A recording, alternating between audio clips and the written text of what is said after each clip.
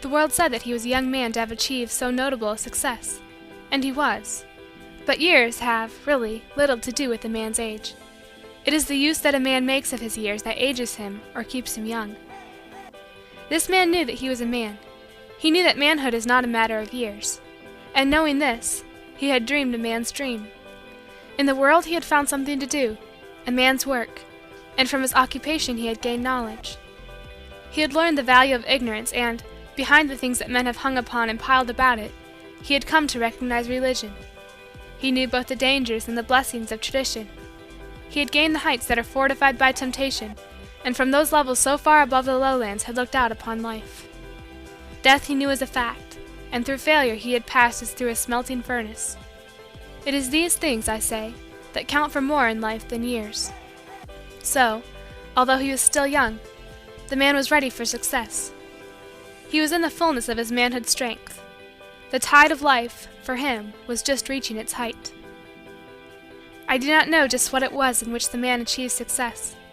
Just what it was, indeed, is not my story. Nor does it matter, for success is always the same. My story is this, that the man achieved success while he was still young and strong to rejoice in the triumph. The dreams that he had dreamed on the hilltop when first he realized his manhood were, in part, fulfilled. He was looked upon by the world as one not of the common herd, as one not of the rank and file. He was accepted in the field of his work as a leader, a master. He was held as one having authority and power. The world pointed him out to its children as an example to be followed. The mob, that crowds always at the foot of the ladder, looked up and cursed or begged or praised, as is the temper of such mobs. His name was often in the papers. When he appeared on the streets or in public places he was recognized. The people told each other who he was and what he had done. He was received as a companion by those who were counted great in the world.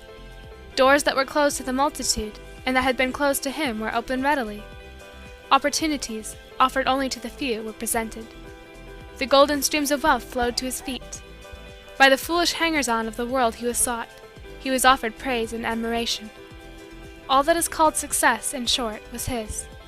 Not in so great a measure as had come to some older than he, it is true, but it was genuine, it was merited, it was secure, and with the years it would increase as a river nearing the sea.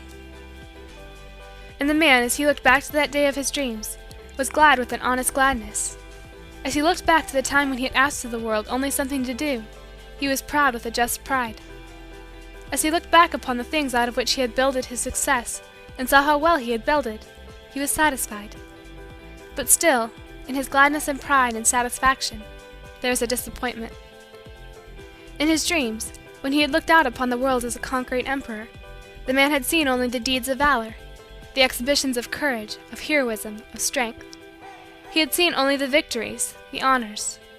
But now, in the fulfillment of his dreams, when he had won the victory, when the honors were his, he knew the desperate struggle, the disastrous losses, the pitiful suffering. He had felt the dangers grip his heart. He had felt the horrid fear of defeat striking at his soul. Upon him were the marks of conflict. His victory had not been won without effort.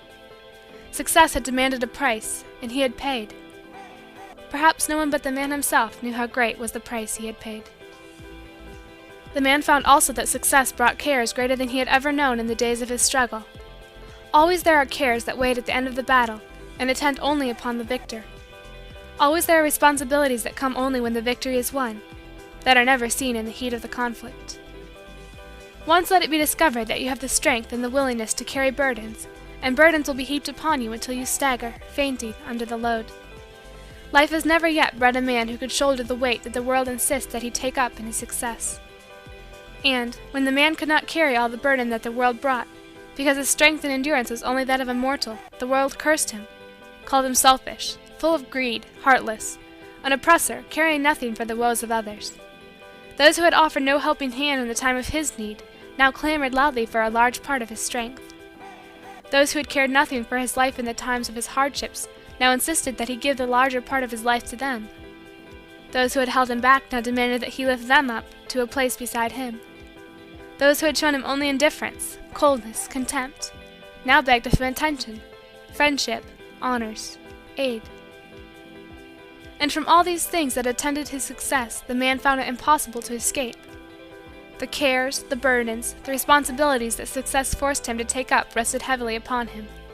So heavy indeed were these things that he had little strength or will left for the enjoyment of that which he had so worthily won. In the victory that he had so heartily gained, the place that he now held, the man found that he could keep only by the utmost exertion of his strength. The battles he had fought were nothing in comparison to those he must now fight. The struggle he had made was nothing to the effort he must continue to make. Temptations multiplied and appeared in many new and unexpected forms. The very world that pointed him out as an example watched eagerly for excuse to condemn. Those who sought him with honors, who praised and flattered him, in envy, secretly hoped for his ruin. Those who followed him like dogs for favors would howl like wolves on his trail if he ever turned so little aside. Those who opened for him the doors of opportunity would flock like vultures to carrion if he should fail. The world that, without consideration, heaped upon him its burdens, would trample him beneath its feet if he should slip under the weight. Nor had he in success won freedom. His very servants were freer than he, to come and go, to seek their peculiar pleasures. The chains with which success had fettered the man were unusually galling and heavy upon him that day when, on his way to an important appointment, his carriage was checked in a crowded street. The man's mind was so absorbed in the business waiting his attention that he did not notice how dense was the crowd that barred the way.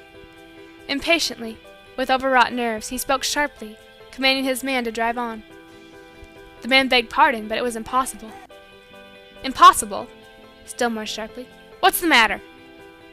The driver ventured a smile. It's a circus parade, sir. Then turn around. But that, too, was impossible. The traffic had pushed in behind, hemming them in. Then, down the street that crossed in front of the crowded jam of vehicles, came the familiar sound of trumpets, and the gorgeously attired heralds at the head of the procession appeared, followed by the leading band with its crashing, smashing music. As gilded chariot followed gilded chariot, each drawn by many pairs of beautiful horses, gaily plumed and equipped, as the many riders in glittering armor and flashing, spangled costumes rode proudly past, followed by the long line of elephants and camels with the cages of their fellow captives, and, in turn, by the chariot racers, the clowns, and the wagons of black-faced fun-makers, and at last by the steam calliope with its escort of madly shouting urchins. The man in the carriage slipped away from the cares and burdens of the present into the freedom of his yesterdays. He escaped from the galling chains that success had put upon him, and lived again a circus day in the long ago. Weeks before the date of the great event, the barns and sheds and every available wall in the little village, to which the boy often went with his father, would be covered with gorgeous pictures announcing the many startling, stupendous wonders to be seen for so small a price. There was a hippopotamus of such size that a boat loaded of 20 naked savages was not for him a mouthful. There were elephants so huge that the house where the boy lived was but a playhouse beside them. There were troops of aerial artists who, on wires and rings and trapeze and ladders and ropes, did daring, dreadful, death-defying deeds that no simian in his old-world forest would ever think of attempting. There was a great, glittering, gorgeous procession, of such length that the farther end was lost behind the distant horizon, and tents that covered more acres of ground than the boy could see from the top of the orchard hill. Wonderful promises of the billboards! Wonderful! Wonderful promises of the billboards of life! Wonderful! Then would follow the days of waiting, the endless days of waiting, when the boy, with the help of the little girl, would try to be everything that the billboards pictured, from the roaring lion in his cage, to the painted clown who cut such side-splitting capers, and the human fly that, with her gay Japanese parasol, walked upside down upon a polished ceiling. When circus day was coming, the fairies and knights and princes and soldiers and all their tried and true companions were forced to go somewhere, anywhere, out of the boy's way. There was no time, in those busy days, even for fishing. The old mill pond had no charm that was not exceeded by the promises of the billboards. The earth itself, indeed, was merely a place upon which to pitch a circus tent.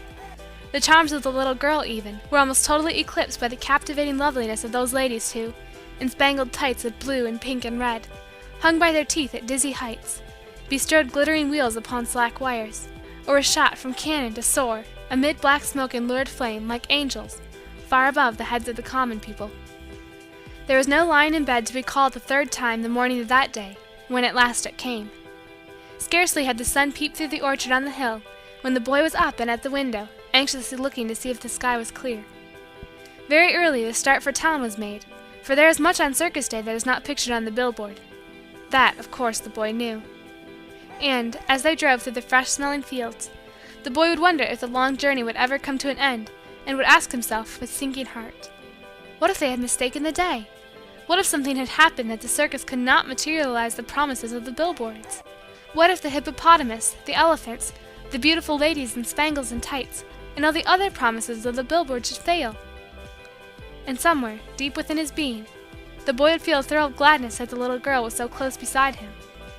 If anything should happen that the promises of the billboard should fail, he would need the little girl. While, if nothing happened, if it was all as pictured, still it would not be enough if the little girl were not there. It was all over at last. The spangled riders galloped out of the ring, the trapeze performers made their last death-defying leap, the clown cracked his last joke and cut his last caper, the last peanut in the sack was devoured by the elephant, and, at the close of the long day, the boy and the girl went back through the quiet fields to their homes, tired with the excitement and wonder of it all, but with sighs of content and happiness. And, deep in his heart, that night, the boy resolved that he would grow up to travel with the circus. He would be very sorry to leave father and mother and the little girl, but nothing in the world, nothing, should keep him from such a glorious career. The man knew now that the promises of those billboards in his yesterdays were never fulfilled. He knew now that the golden chariots were not gold at all, but only gilded. He knew now that those wondrous beings who wore the glittering, spangled costumes were only very common and very ordinary men and women. He did not now envy the riders in the procession or the performers in the tent.